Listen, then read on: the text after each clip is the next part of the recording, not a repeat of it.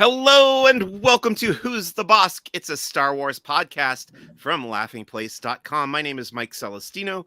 I am your host. I am the lead Southern California reporter and editorial director for Star Wars content at Laughing Place. This is episode number 139 of Who's the Bossk, and we are going to be talking about this week's new episode of Star Wars The Bad Batch, entitled The Crossing, the animated series on Disney Plus. And for that conversation, I have invited on the show first-time guests from the Geeky Waffle Network. It's Arezou and Candace. How are you both doing? Thank you so much for coming on the show to talk with me about Star Wars. Thanks for having us on. Yeah. We're Absolutely. always down to talk Star Wars. Yes. Excellent. I'm very glad to have you. We are recording this live on the Laughing Place YouTube channel. So if there's anybody out there who has a comment or a question, please drop it in the comments and we will be happy to address. I just want to say hi to Caleb McAllister, who says, I am here. Excellent. Thank you for tuning in. So Candace, tell me a little bit about the Geeky Waffle Network before we get into the Space Waffles show specifically. What is the Geeky Waffle Network for those who may not be familiar with it already? Well, we're just a group of geeks who have a collection of podcasts. We have a YouTube. And yeah, it's just pretty much started just me and my friends talking about nerd stuff. And it just grew. And like eventually it was first just two of my childhood friends and I. And then Arezou joined. And then we had more of our friends join, and it's just been so much fun.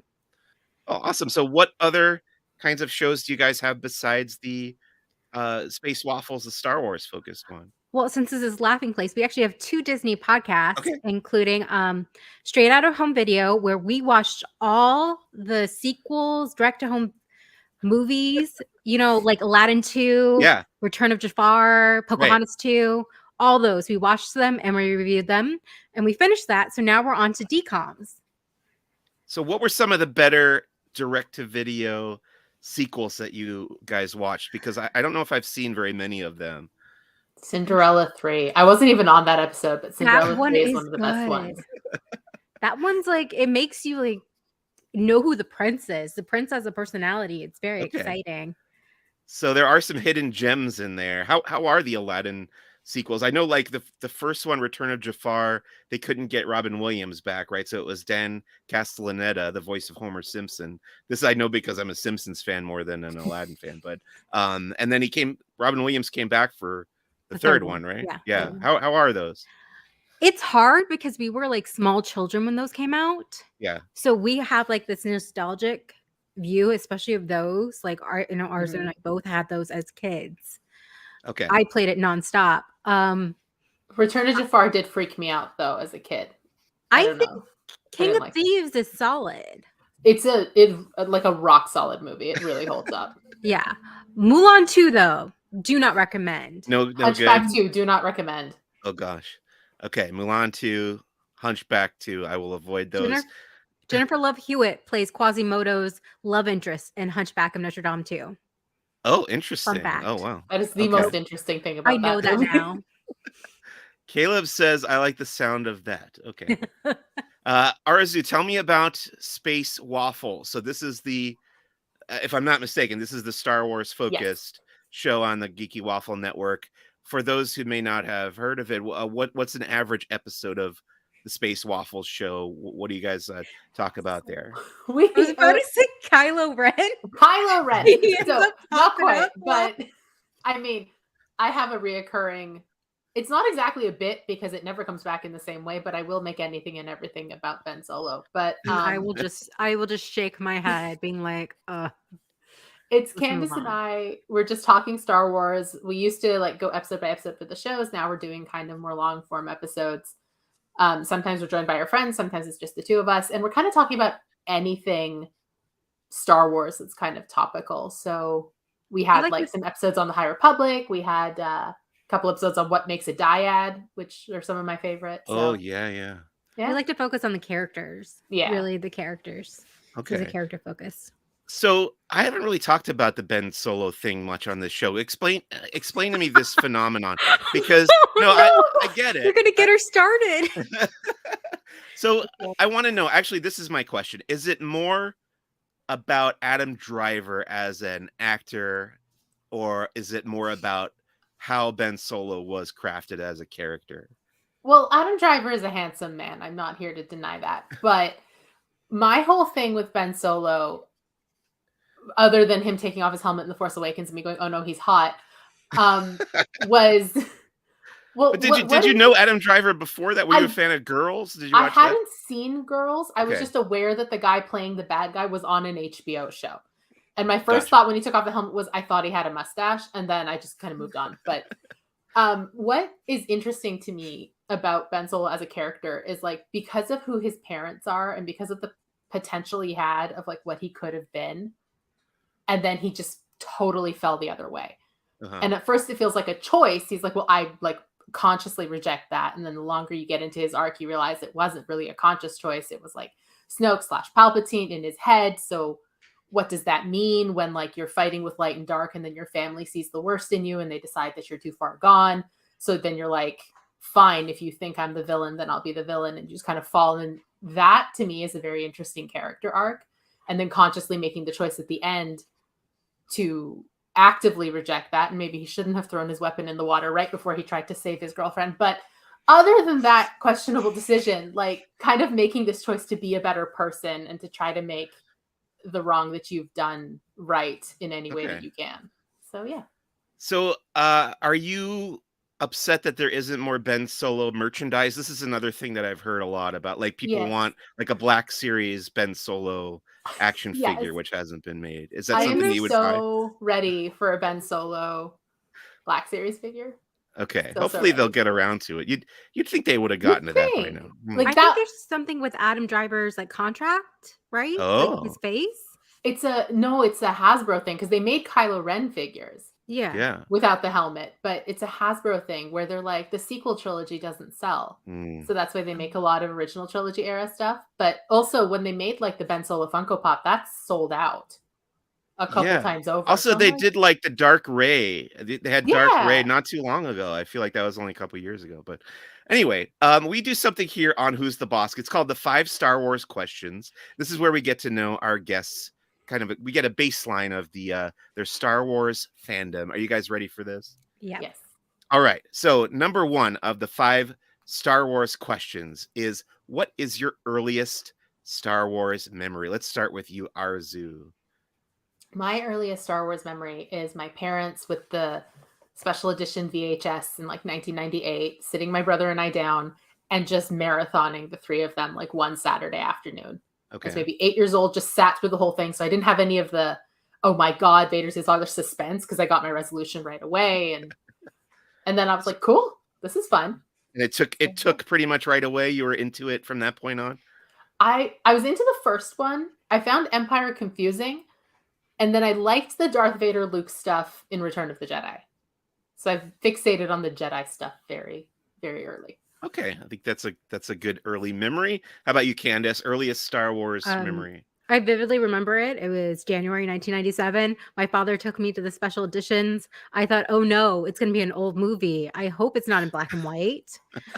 And just being like, okay, you know what? I can take a nap or something.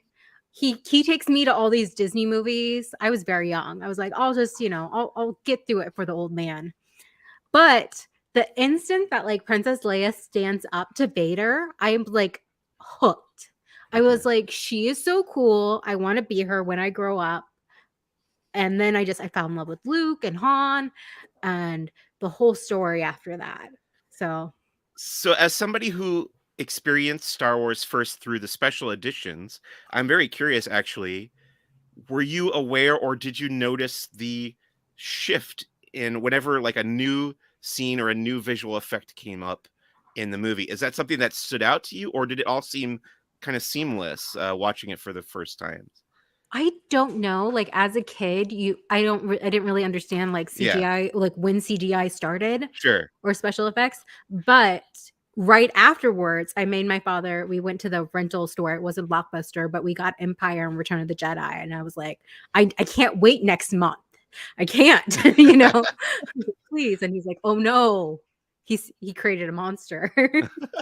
So when you brought the VHS copy home, were you like, where's the Jedi Rocks sequence from Return of the Jedi? Like, what happened? Yeah, like it was a little weird because they don't have certain scenes, and like Mos Eisley like seemed like a little emptier. Right. But I wasn't really like, I was more into the characters as a kid. Sure. Just Yeah, like, that makes sense. what happens to Princess Leia? I need to know.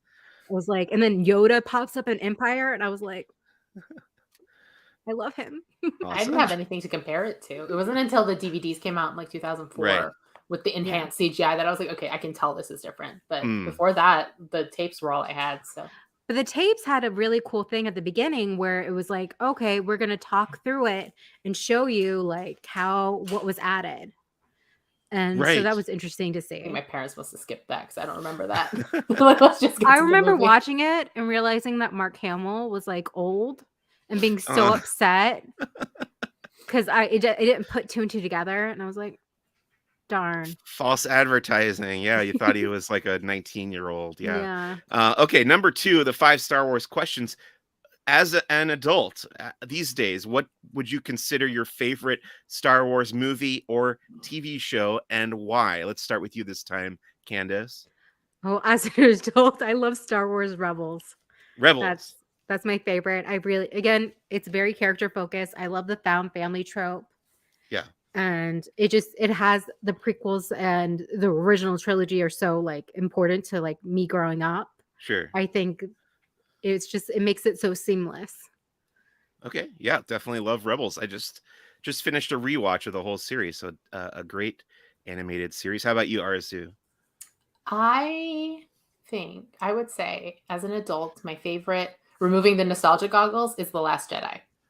Because the sequel trilogy kind of got me back into Star Wars. It wasn't like just a kind of in the background dormant comfort thing. It was like new and it's vivid and it's happening.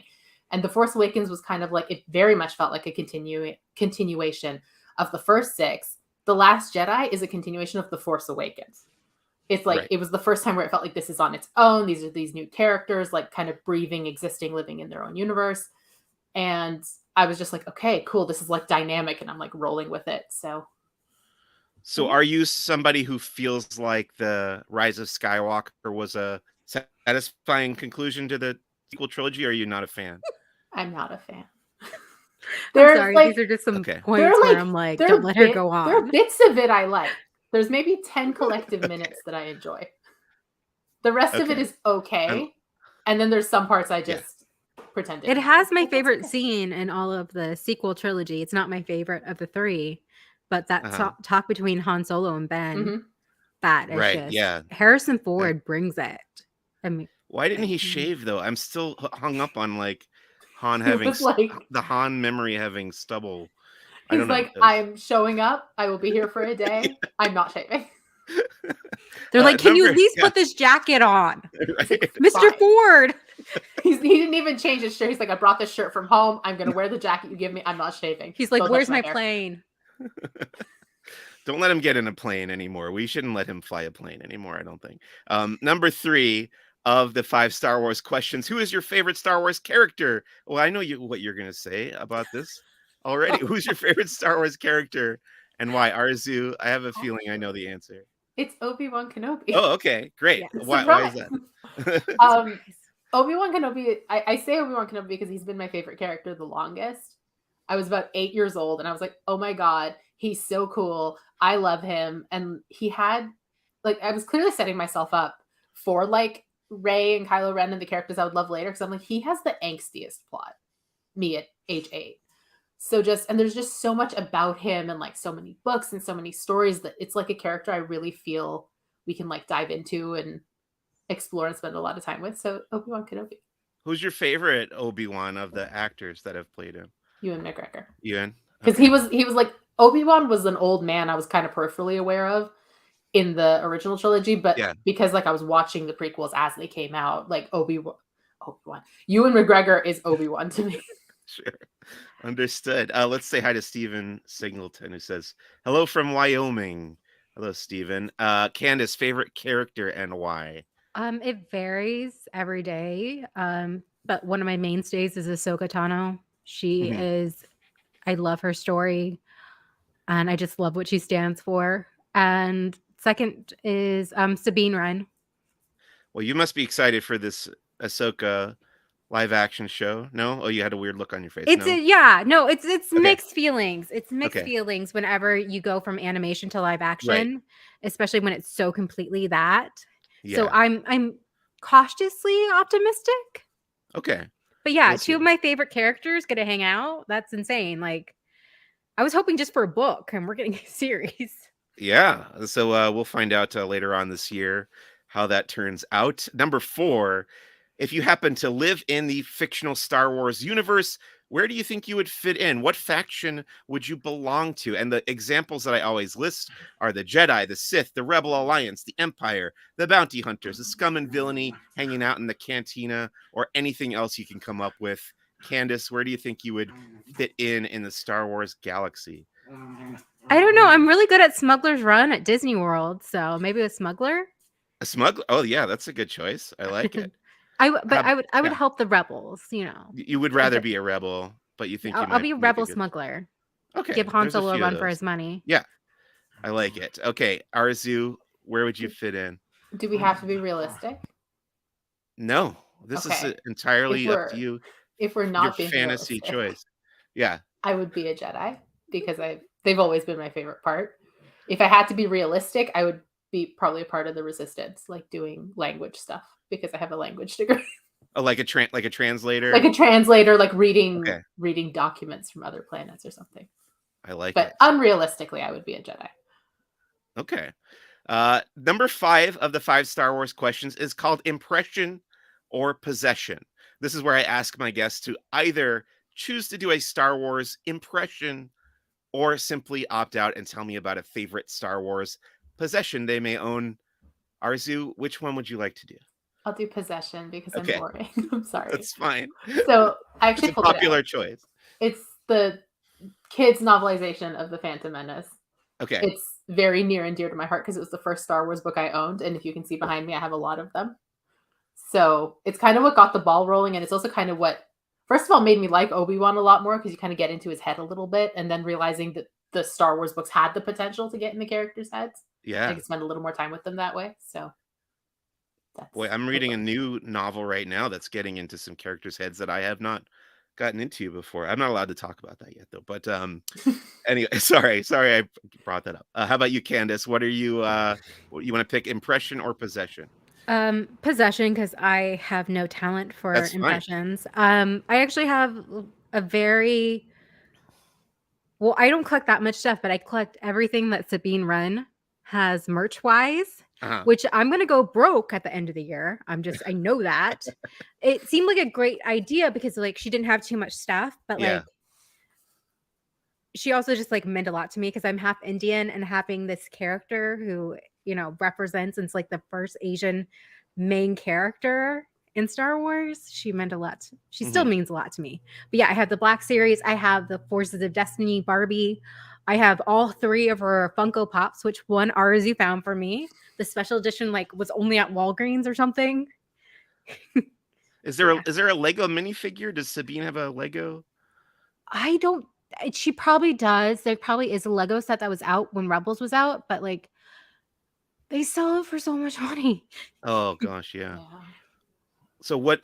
If you had to pick a piece of Sabine merchandise that doesn't exist yet that you would want to exist, what would you want them to make? I would like just some like actual like her art that you can hang Oh, up. I think would that's a be really great amazing. idea. Ours Yeah. actually got me her art book, and yeah, that is really cute. It's for kids, but it has her drawings and everything like that. But it'd be cool to have like an actual like painting some of her propaganda for the rebellion. Right. That's got to be something that someone has done, like on Etsy or something. You figure somebody's made the Sabine artwork that you could buy and frame and have on your wall. But yeah, that's a wonderful idea. Hopefully they do some official releases of that. That brings us to the end of the 5 Star Wars questions and to this week's Star Wars headlines. This is just news coming out of a galaxy far, far away and from Lucasfilm this week, because I do want to start with talking about the Super Bowl spot, 30-second spot for Indiana Jones and the Dial of Destiny. So we got, it's mostly a lot of the same scenes that were in the trailer, but a few different shots here and there. Are you both Indiana Jones fans? Are either of you Indiana Jones fans in addition to Star Wars, or mostly just Star Wars? Not as big as Star Wars, but yes, Yeah. up there again. My father, got to see these movies. I Yeah. was like, fine. And then I was like, oh my gosh. I'd seen the the MGM stunt show before I saw the movies as a kid, because I live in Florida. So like, go to Disney. So how are you feeling about this 5th movie? You excited? I'm more excited about this than I am the 4th. Okay. The 4th, again, was cautious. I thought it was fine. But this one looks a little bit better. Yeah, I think it might be pretty good. And you can check out this 30-second spot. It's available on YouTube. We've got it on laughingplace.com. And then speaking of trailers, there's a new trailer for the Star Wars Tales from the Galaxy's Edge virtual reality experience, which is coming to PlayStation VR 2 as an enhanced edition. This has got, I think, some new content, and it looks nicer than it did before on the what was it? I don't remember, the Meta Quest or whatever that's called. Have either of you played these virtual reality? I get motion sickness when I do the virtual reality, but I did enjoy this Tales from the Galaxy's Edge. Have either of you checked this out? I haven't played this one, but I played Vader Immortal because I had the Meta. Yeah. I forget what it's called, but yeah, I played Vader Immortal and I really liked it. I played this one, and I think that update has already come to the Meta one, because I remember an update happening already and doing some of those things like hanging out with Yoda and being a Jedi. So I'm not sure. I'm not 100% sure. But yeah. Yeah, there was, in addition to this, so this is called the enhanced edition, but I think what you're talking about is there was like some downloadable content, because they had like, you could visit the High Republic era, and there was a Jedi temple on Batuu that you could visit. So yeah, there have been a few different additions and enhancements to it's called Tales from the Galaxy's Edge. It was developed by ILM X Lab, which is Lucasfilm's like interactive games division. So very cool. I recommend checking that out if you have a PlayStation VR 2. And then we got some new footage, a new clip from The Mandalorian season 3, and images, I think courtesy of Empire Magazine. What are your thoughts about Mando season 3? Are you both pretty excited for this? It's just a couple of weeks away. Yeah, the subscriber cover of Empire has Boba Fett's helmet on it, and because I'm a huge Fennec Shand fan, I have gone down the rabbit hole of Boba and Fennec are coming back, and I can't pull myself out of that rabbit hole. So that's where I live now. Plus, Dr. Pershing looks like he's got a bigger role. Right. And I really like Dr. Pershing. So yeah, this is where I live with my side characters. No, I like Dr. Pershing too. I think he's a very intriguing character, and yeah, he popped up in the longer trailer flying around Coruscant in his car. So I would be very surprised if we don't see Boba Fett and Fennec Shand in this season. So I think you're right about that. I really hope that they show up. But yeah, these clips. There's a clip of Grogu spinning around in a chair. Did you guys see that one? Yeah, and he's getting snacks from the desk. We're using the Force irresponsibly, but adorably. He's such a child. He acts like a real child that has the Force. Right. What do you think about this? I don't know if it's one of those fake controversies or whatever, but some people are upset that like Grogu and Mando were reunited in Book of Boba Fett. And there are people who are only watching The Mandalorian, I guess, and they're like, well, I didn't watch that show, so how am I supposed to know what happened? I don't know. Is this a real controversy, or is this just people making a bigger deal out of nothing? I don't think it's a controversy, but I think it is a good point. Like, there's people like us who will watch everything. Right. So we're fine. But I'm thinking of like my cousins who really like Mando, but maybe didn't think to check out Book of Boba Fett on time. And they're just going to pick up season 3 and be like, wait a second. I think they should have made it more apparent, at least when you go to Disney Plus or you go in the trailer and be like, this is kind of like a midquel to like the Mandalorian. Because yes, at the end of season 2, we have that end credit scenes with Boba and Fennec, which does imply this is all connected. But yeah, I feel like maybe marketing wise, if they made it more apparent that this is like Book of Boba Fett is like the Mandalorian semicolon Book of Boba Fett, season 2.5, yeah, which they said in interviews, but that's not enough for people. Like how many people are going to see those, right? Yeah, exactly. Only us, because we're nerds. But I'm thinking of like, we're also used to the post-credit scenes now because of like Marvel and DC and all that. But, when you watch a post-credit scene, like I'm thinking way back, like Marvel Phase 1, like you're watching the post-credit scene for Iron Man with Fury walking in. Fury walks in, or like you watch the post-credit on Thor and it ends on like Captain America or vice versa. I don't remember. But the point is like, you have like, you're not getting the resolution to Thor's emotional hang up in Captain America. Right. So like, that's where I think if Mando had just popped up and like done a thing and then gone about his business, I don't think it would have been as big a deal. But because there's like an emotional resolution here, I think that's where the issue comes from. If it was just a cameo, people would have been like, cool, you missed it, that's fine, because his emotional thing is still going to happen in the other show.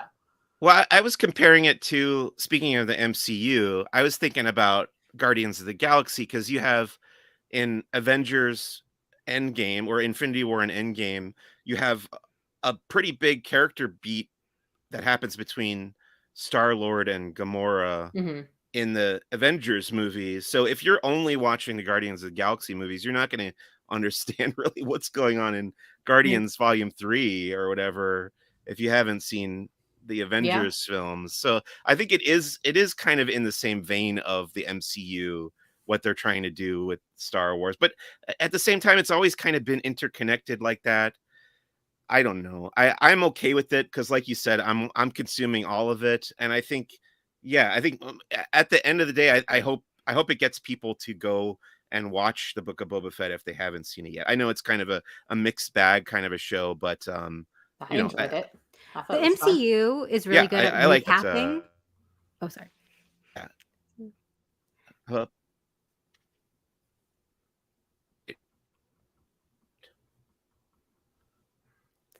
Is that me? Go ahead. No. Okay. Oh, sorry. I think you froze for a second, Mike. Because I'm still moving. Arezou, are you moving? Yeah, I'm moving. Okay. It's raining here. I thought it was me. You? Okay, there you are. It's okay.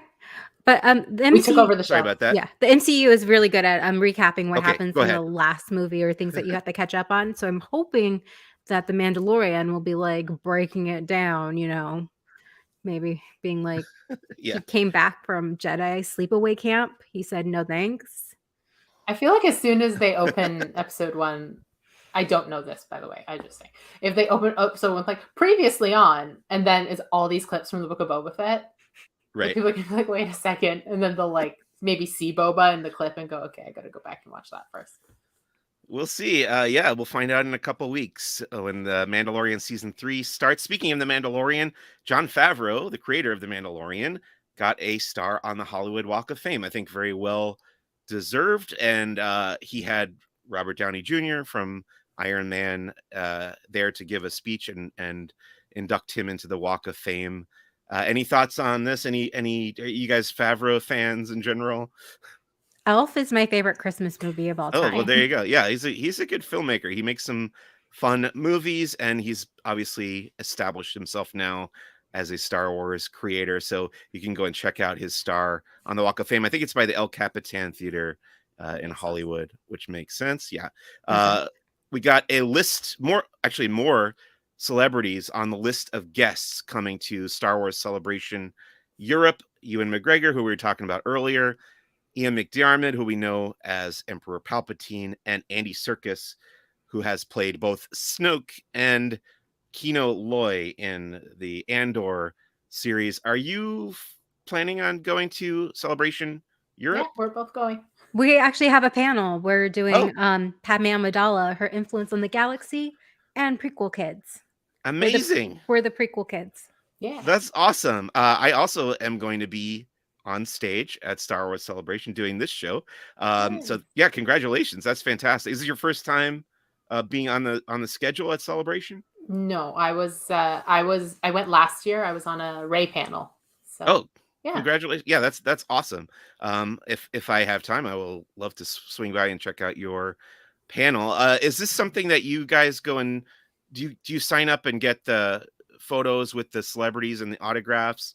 Is this something that's on your to-do list at Celebration? Not this time, because London, we're going to also Paris too for a few days. Yeah. So it's costing a bit to be like international. So I'm financially irresponsible. So I got a photo op with Ming Na Wen because of awesome. Fennec Shand, and an autograph as well for the same I'm reason. very tempted by Indira Mhm. because, well, she's amazing. Yeah. And yeah, so it's just, I literally have not quite a piggy bank, but I have a bunch of coins. I need to take it to a Coinstar and just see what happens and see what Right. I can afford. If it's Yeah. enough, you should do the photo op, Yeah. Or at least an autograph. or at least an autograph. Can frame it. So in additional Star Wars headlines for this week, Star Wars has an official TikTok feed. I'm not on TikTok.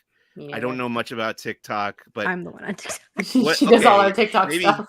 So I know it's like short videos, people dancing, or my wife it's a lot of dancing. Cat videos. But what does it mean? Has Star Wars put up any videos on their TikTok?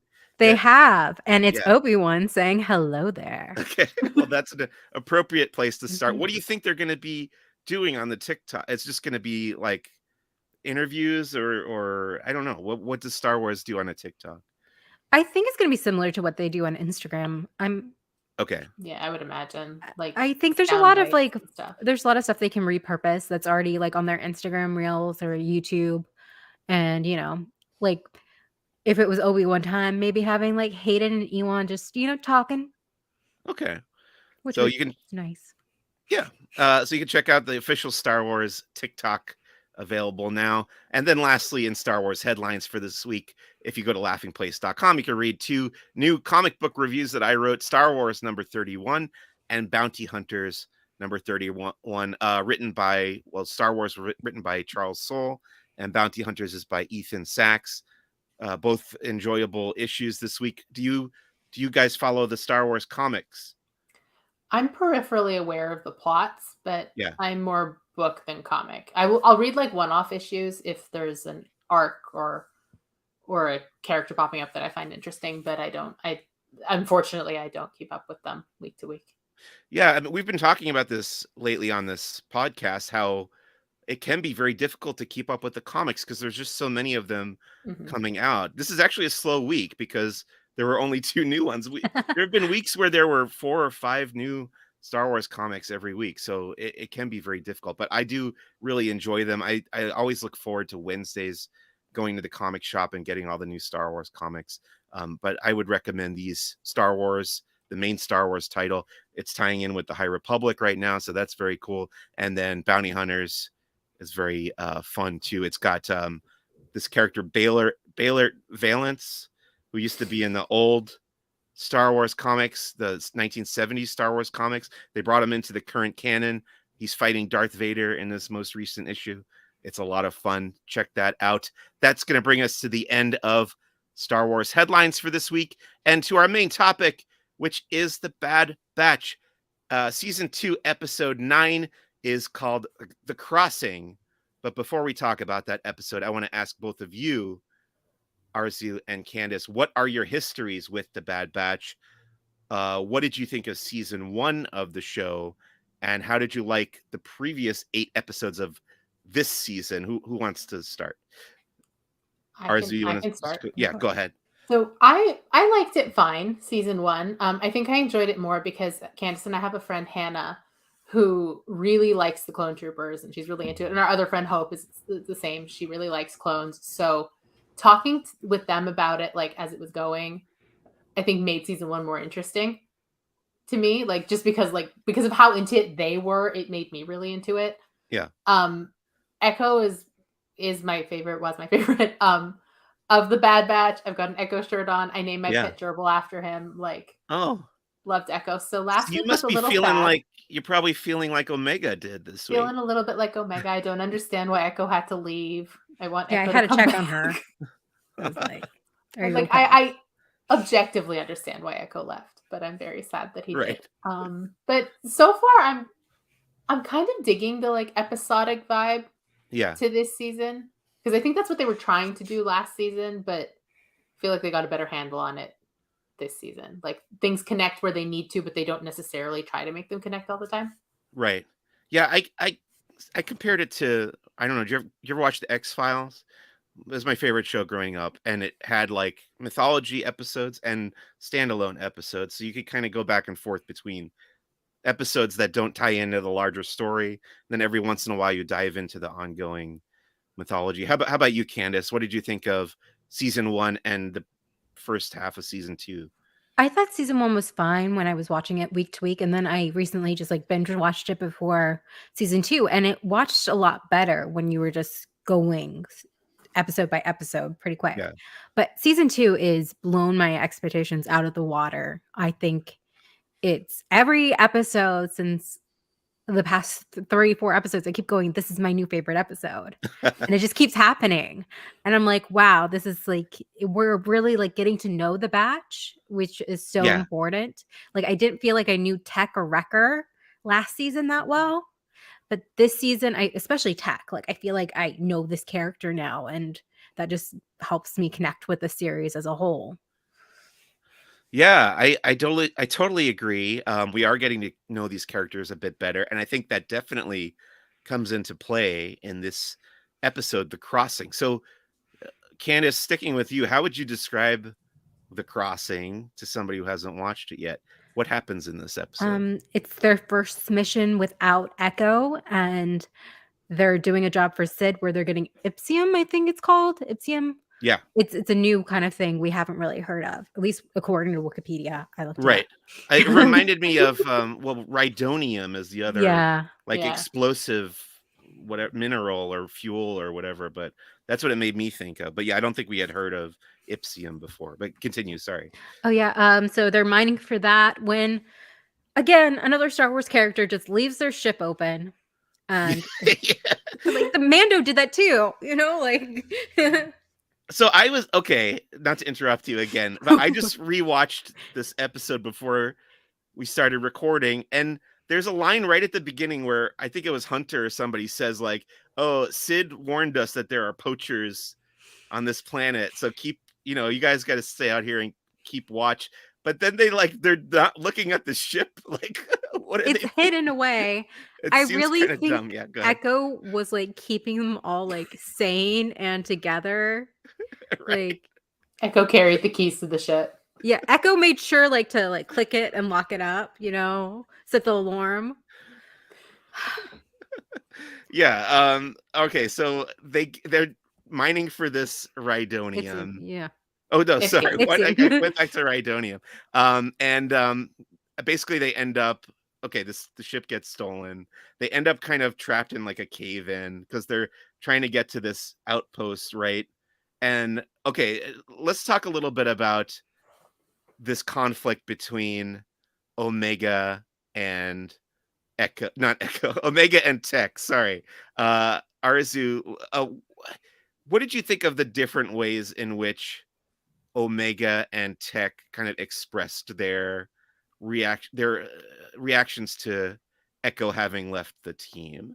What was your reaction to this? So tiny plug before I do this. Yeah. Our friend Hope recaps the Bad Batch on our site, and she has a fantastic take on this. So I highly recommend that. Okay. But my take on it honestly was influenced by Hope's because she had reacted about it to me before I saw the episode.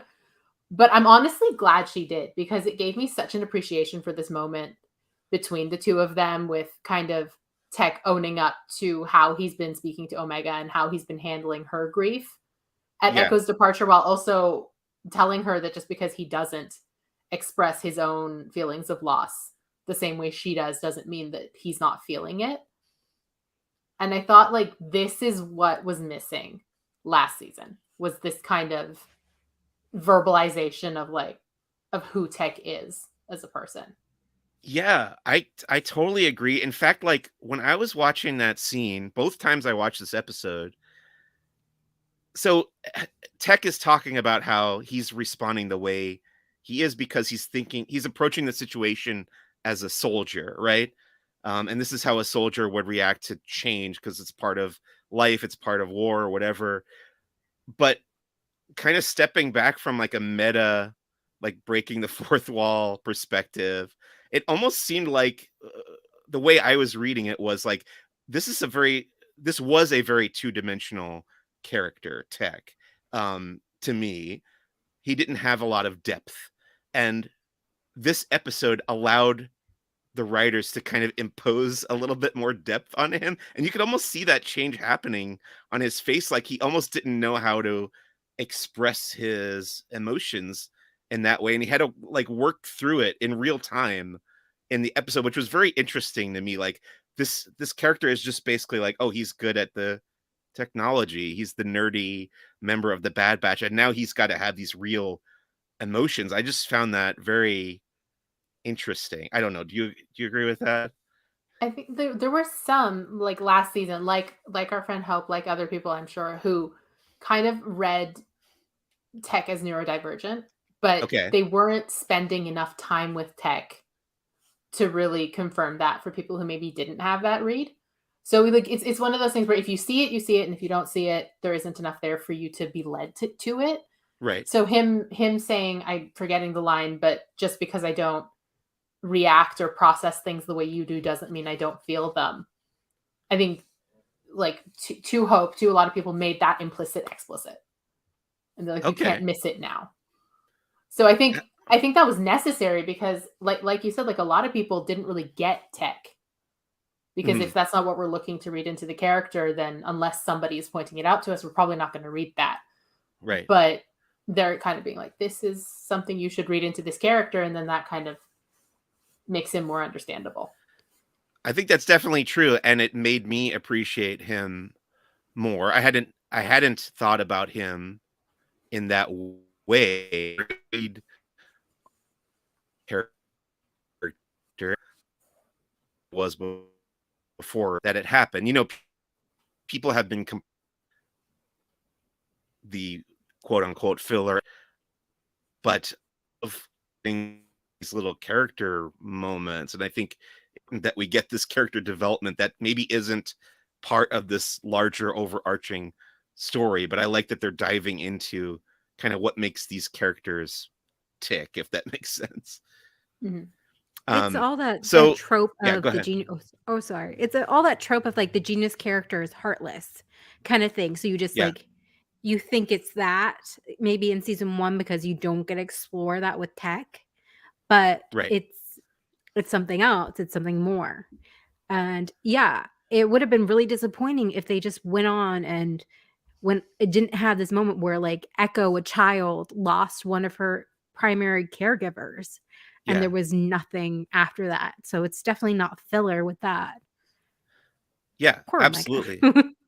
No, I agree. And kind of going back to what you were saying earlier, you made a joke about Echo having been the one with the keys to the ship or whatever, which is very funny. But I do think that this episode is exploring a little bit what Echo brought to the team by not having him, or we're seeing what the team is like without Echo around, and Tech has this throwaway line of like, oh well, the Bad Batch existed before Echo became part of it, and it'll continue to exist after it. But I don't know, what do you think it was that Echo brought to Clone Force 99? He brought like logic. He brought some like he and Hunter would like look at each other. There was that episode where before they went on the adventure with what's Wanda Sykes' character's name? I completely Fee? forget. Fee, yeah.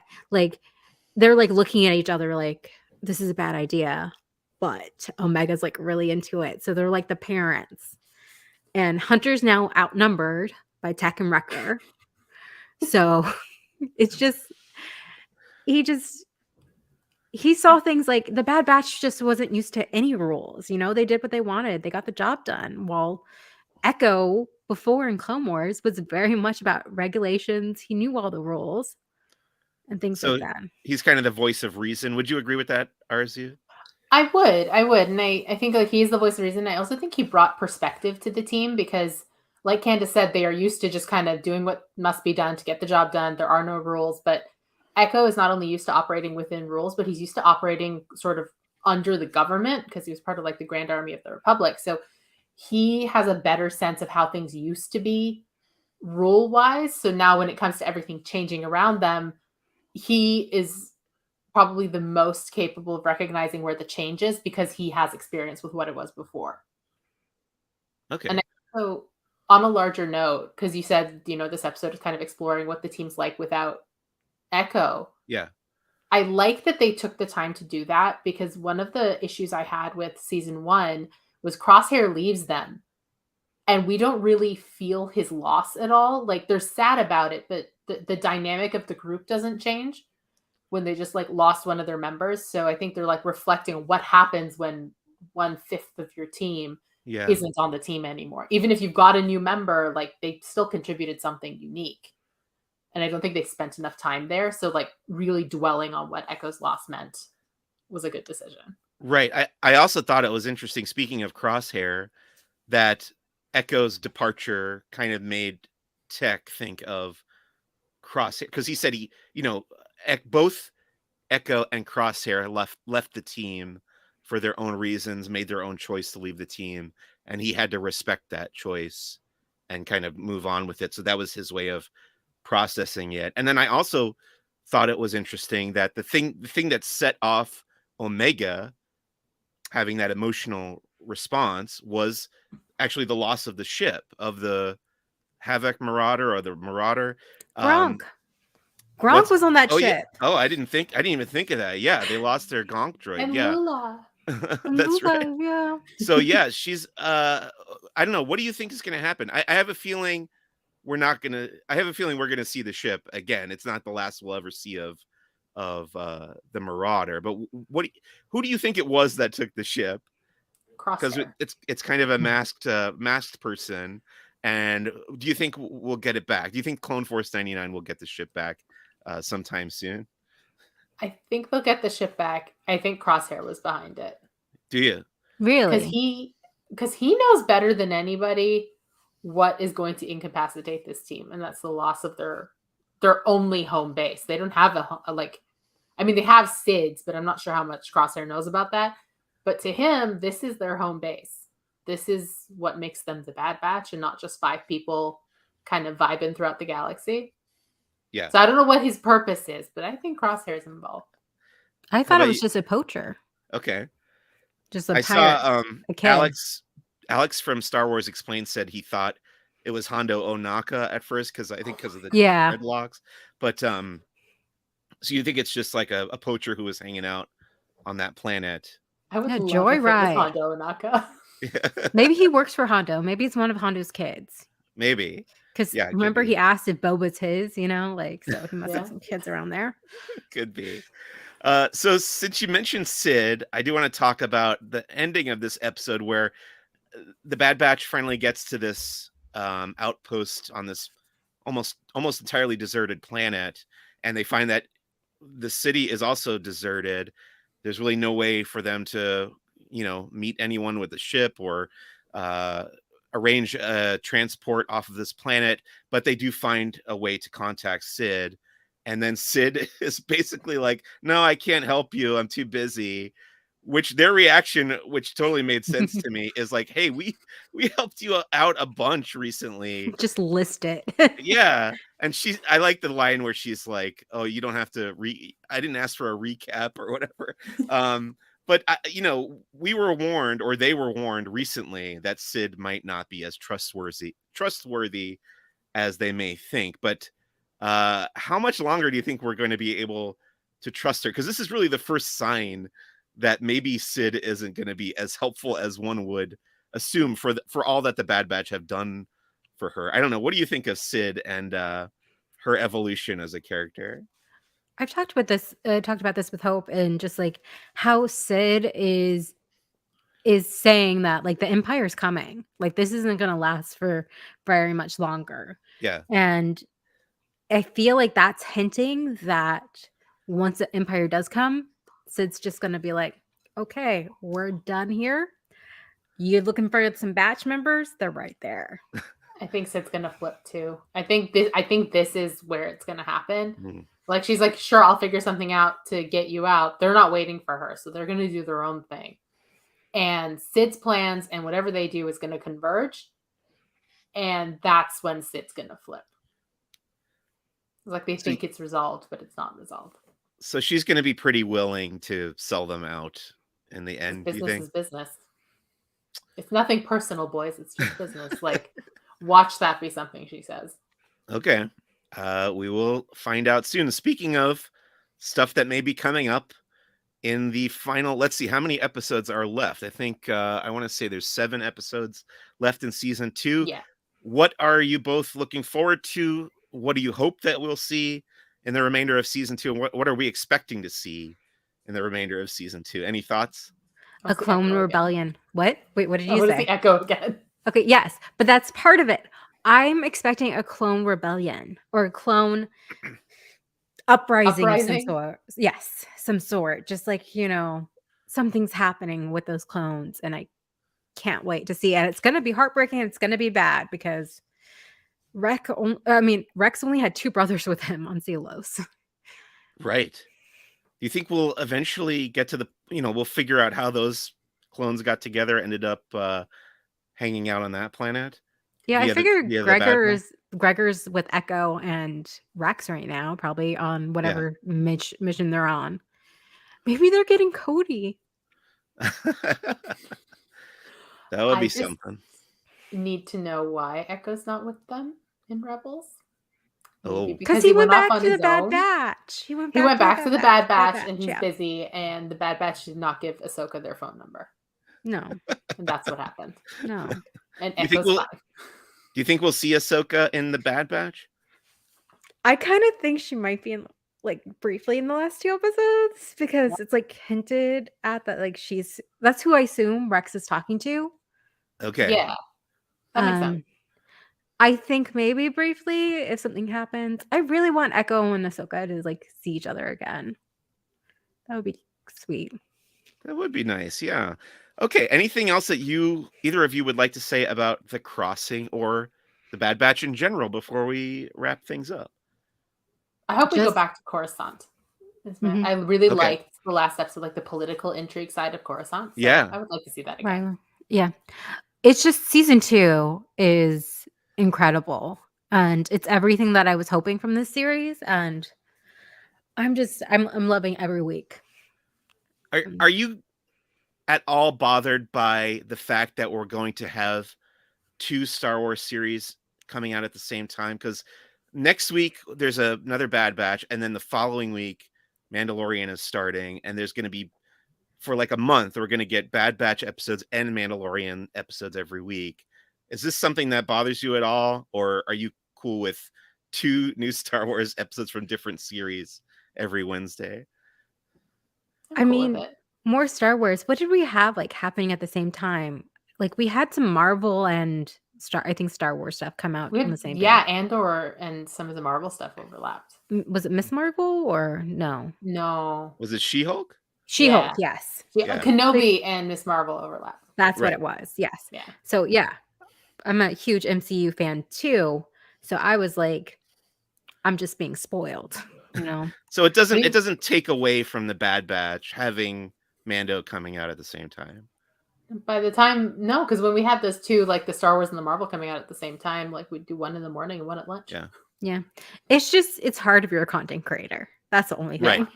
That's the only thing. It's a little bit more work, more to talk about, but that's not a bad thing necessarily. Yeah.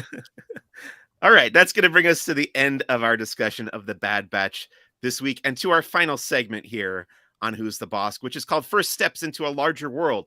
This is where we talk about the media that we've been consuming and or enjoying outside of Star Wars. My example this week is the new M. Night Shyamalan film, Knock at the Cabin, starring Dave Bautista, Jonathan Groff, who else is in that? Ron Weasley. I don't remember that guy's name. Rupert Grint. Rupert Grint. Yeah, there you go.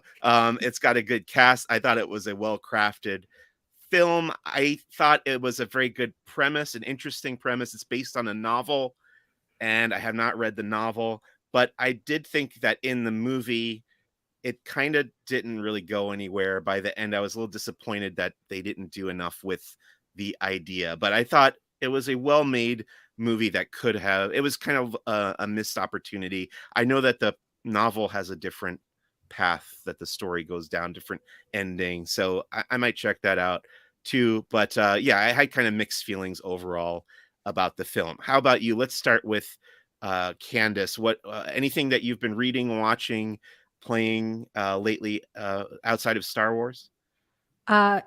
Pretty much I am just watching Food Network. That's the only thing my Okay. brain can handle is cooking competitions that I judge heavily while I eat my box macaroni and cheese. And just, I can't handle much right now other Okay. than Star Wars. Fair enough. Food Network. I like it. And Arezou, how about you? So I just read Daisy Jones and the Six, which I really enjoyed. So I'm looking forward to the show. Oh, what's that? It's a book that essentially follows like the rise and fall of this rock band in the 70s. And the Okay. book is written like a what's the word? Biography? Like an oral history biography. So like they're telling the biographer their story. And I just flew through it. It was so good. And they're making a show on Prime. So I read it Okay. to prep for that. Yeah. Oh, interesting. And it's called Daisy Jones and the Six. Is that what you said? Yeah. Okay, I had not heard of that, so that sounds interesting. Thank you for that. Okay, that's going to wrap up this week's episode of Who's the Bossk. Big thank you to my guests Candace and Arezou from Geeky Waffles Network. I really appreciate you guys taking an hour out of your week to come and chat with me about Star Wars. Where could people find you? Where could people find the Geeky Waffles Network and Space Waffles podcast? On Twitter, website, or podcast? Where can you point people to go? TheGeekyWaffle.com is where everything's at. You can find links to our social media there too. And Space Waffle, Straight At Home Video, all our podcasts are right there. TheGeekyWaffle.com. Yeah. It's all on there. Excellent. TheGeekyWaffle.com. Thank you so much. Again, next week on Who's the Bossk, we'll actually have 2 episodes of Who's the Bossk next week. A new installment of Mike and David Movie Club will be talking about the Sir Alec Guinness film Kind Hearts and Coronets, which I have not seen before. Very excited to watch and discuss. And then, of course, another episode of The Bad Batch, episode 10 of season 2. So 2 episodes of Who's the Bossk coming next week. As always, please visit laughingplace.com for all your Disney news and opinions. And I'm on Twitter at Who's the Bossk Pod. Thank you so much for listening out there. See you next time. Thanks. Bye.